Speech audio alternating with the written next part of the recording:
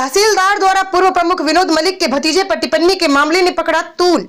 दरअसल बुढ़ाना ब्लॉक के पूर्व प्रमुख व रालोद के कद्दावर नेता विनोद मलिक के भतीजे जितेंद्र मलिक 2 दिन पूर्व बुढ़ाना तहसीलदार महेंद्र यादव के पास किसी दलित व्यक्ति का एससी प्रमाण पत्र बनवाने गए थे। आरोप है कि तहसीलदार ने जितेंद्र को गुंडा बताया और उसे वहां से चले जाने को कहा। जब पूर्व प्रमुख विनोद मलिक को ये बात पता लगी तो उन्होंने फोन पर तहसीलदार से बात की तो तहसीलदार ने भी उन्हें हल्के में लिया और ढंग से बात नहीं की। इस बारे में पूर्व प्रमुख ने मंत्री अनिल कुमार व रालोद जिला अध्यक्ष संदीप मलिक को तहसीलदार के रवैये के बारे में बताया तो उन्होंने डीएम से बात कर मामले का पटाक्षेप करने की बात कही, लेकिन यह मामला उस समय बढ़ गया जब पूर्व प्रमुख को काफी जिम्मेदार लोगों ने बताया कि तहसीलदार खुद बुढ़ाना से जाना चाहते हैं और वे जानबूझकर अपना तबादला कराने को बेवजह आपसे भिड़ रहे हैं। जिस पर पूर्व प्रमुख विनोद मलिक ने प्रेस वार्ता बुलाकर प्रशासन को चेतावनी दी कि अगर भ्रष्ट तहसीलदार का तबादला न हुआ तो वे 3 दिनों बाद बुढ़ाना तहसीलदार के ऑफिस में तालाबंदी करेंगे।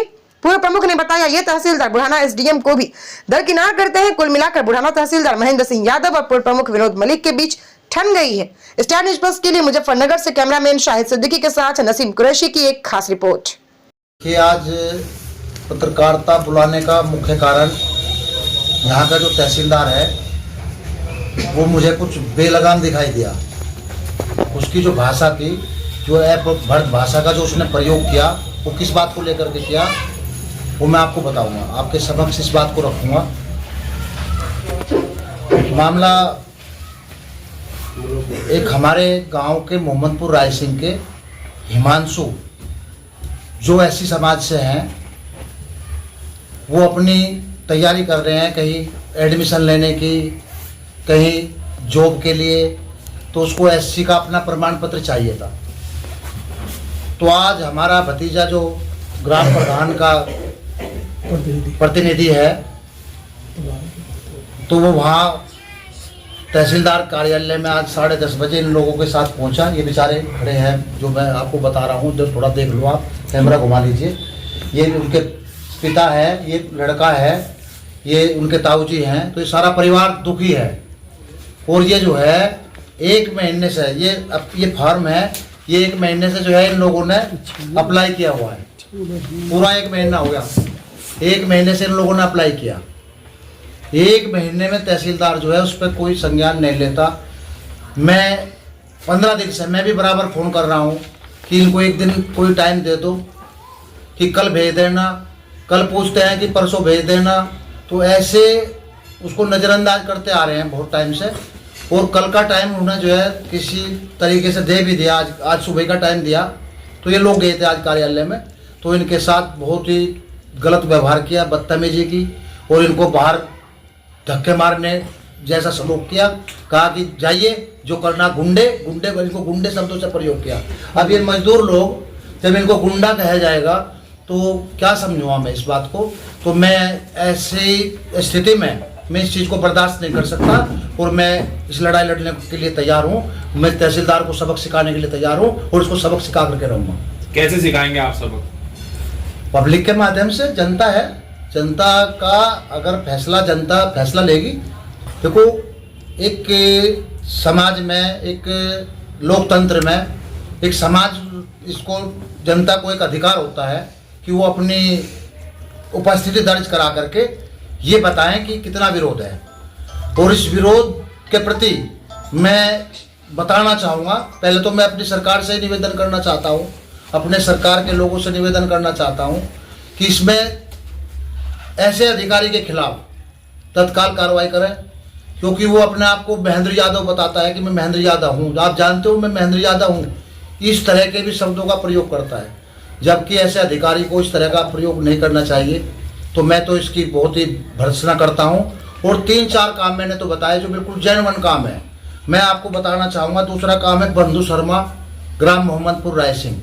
उसका कोई पटवारी ने कहीं कोई मिस्टेक कर दी, किसी काम को, किसी नाम को लेकर के, वो पटवारी ने मिस्टेक जानबूझ के की और उसको सुधार करने के लिए कहा कि वाददार करो, वाददार कर दिया, रिपोर्ट लगा दी। फिर उसने पटवारी ने ठीक करने के लिए किया, हाँ ये ठीक हो गया, कानूनगो ने रिपोर्ट लगा दी, तहसीलदार के फिर पहुंच गई।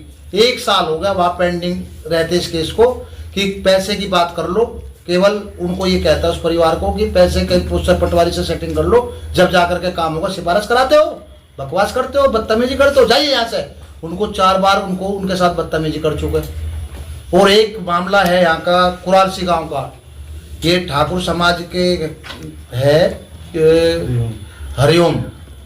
हरिओम है ठाकुर समाज से, तो उनका भी एक करेक्शन का मामला है। उसमें भी मैं 2 बार मिल चुका, 2 बार मैं व्यक्तिगत रूप से तहसीलदार साहब से मिल चुका।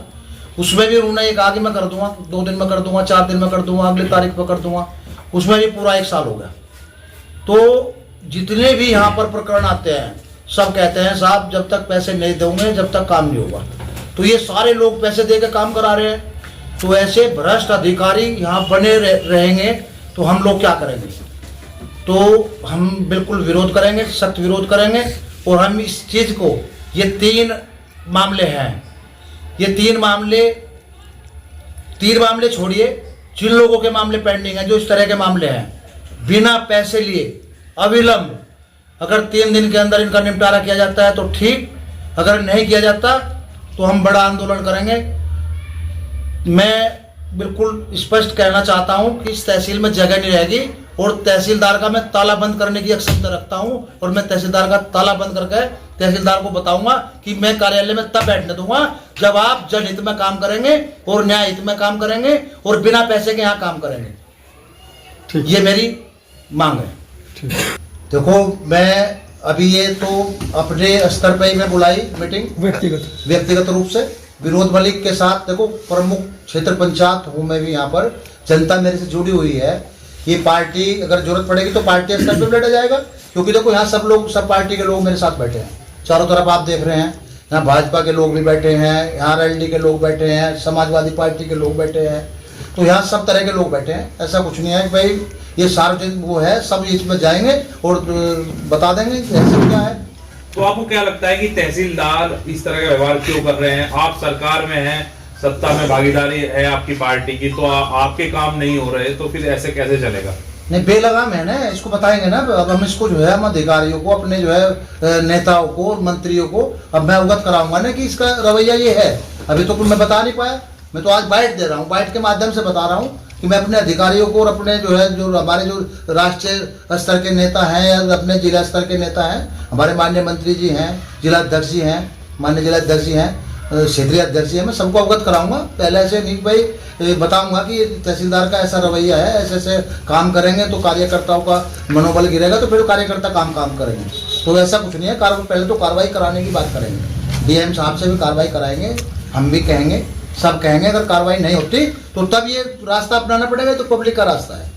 एक अधिकारियों के बीच और राष्ट्रीय लोकदल के नेताओं के बीच टकराव की स्थिति काफी समय से बन रही है। आप चाहे राज्यपाल बालियान जी, विधायक जी का बुढ़ाना एसडीएम से टकराव की स्थिति बनी थी, फिर मंत्री जी अनिल कुमार जी, उनकी सदर एसडीएम के साथ स्थिति बनी थी। अभी एक मामला हुआ था खतौली के सीओ के साथ, उन पर आरोप लगा कि उन्होंने राष्ट्रीय लोकदल के नेताओं को सम्मान नहीं दिया।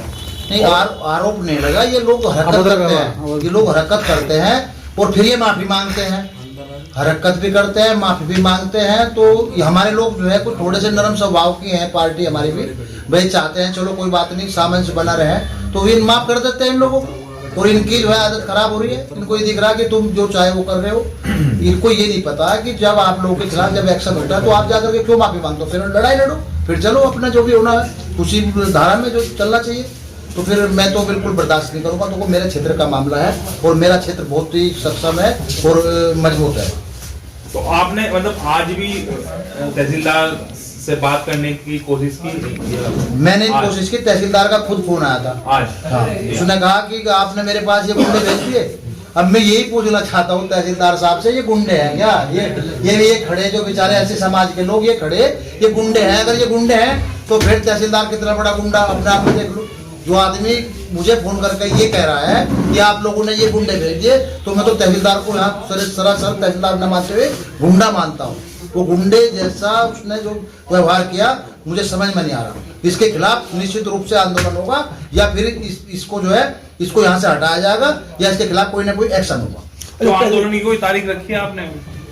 तारीख तो 3 दिन का टाइम दे दिया। 3 दिन में अगर कोई एक्शन नहीं होता तो उसके बाद मैं तारीख रख दूंगा, उसके बाद मैं कोई तारीख रख दूंगा। और ऐसी तारीख रख दूंगा उसमें ये दिखाऊंगा कि तहसील में और कस्बे बुढ़ाना में अगर जगह मिलेगी तो आप मुझे बता देना।